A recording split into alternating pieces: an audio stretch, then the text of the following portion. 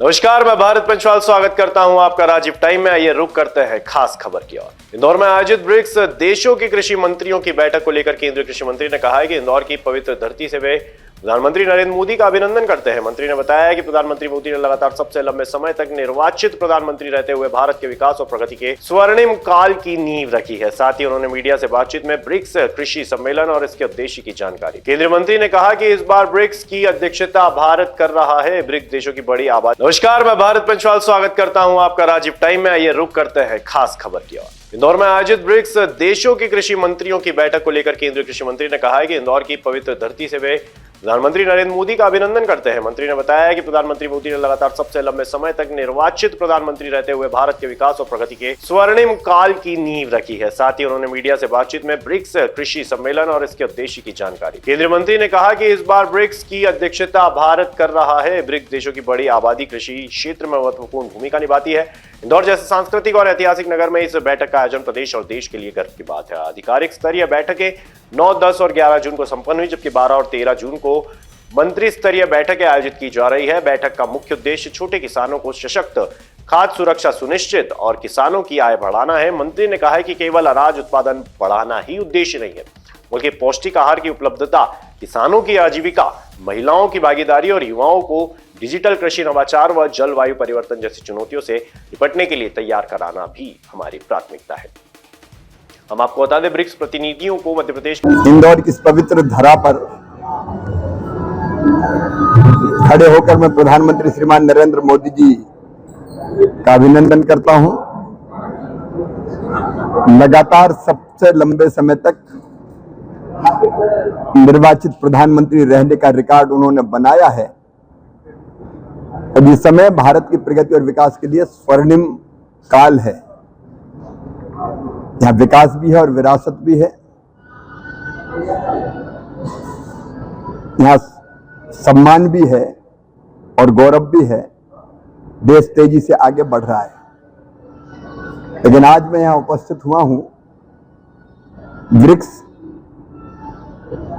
की अध्यक्षता इस बार भारत कर रहा है और हम जानते हैं कि दुनिया की आधी आबादी ब्रिक्स देशों में रहती है। आधी आबादी 42% से ज्यादा अन्न उत्पादित करती है और 70% से ज्यादा छोटे किसान इन ब्रिक्स देशों में रहते हैं।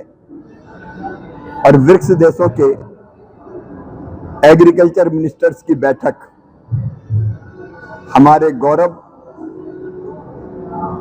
पवित्र सांस्कृतिक और ऐतिहासिक नगर इंदौर में हो रही है। अभी 9, 10 और 11 को अधिकारी स्तर की बैठक संपन्न हुई है और 12 और 13 को मंत्री स्तर की बैठक संपन्न होगी।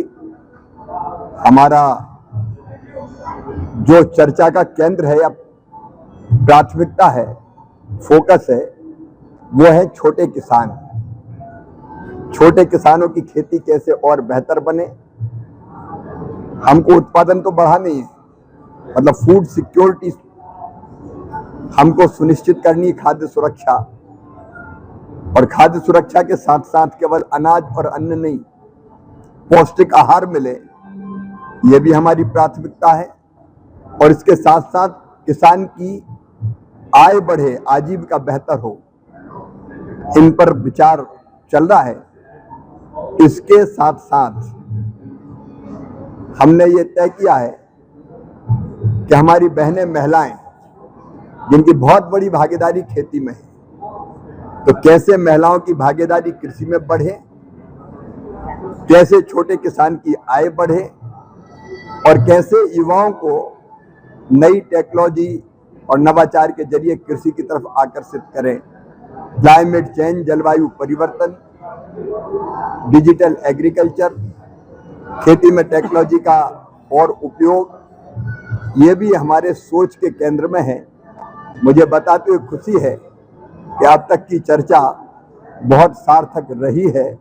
कल मंत्री समूह की यहाँ बैठक जो होगी, उसमें हम खेती में महिलाओं की और युवाओं की भागीदारी और छोटे किसानों पर चर्चा करेंगे। कल हमारी सांस्कृतिक विरासत का दिग्दर्शन कराने हम अपने इन मेहमानों को मांडूवी मांडवगढ़ भी ले जाएंगे। हमारी संस्कृति, हमारी परंपराएं, हमारे जीवन मूल्य, हमारी लोक कलाएं, उससे भी परिचित कराने का काम करेंगे।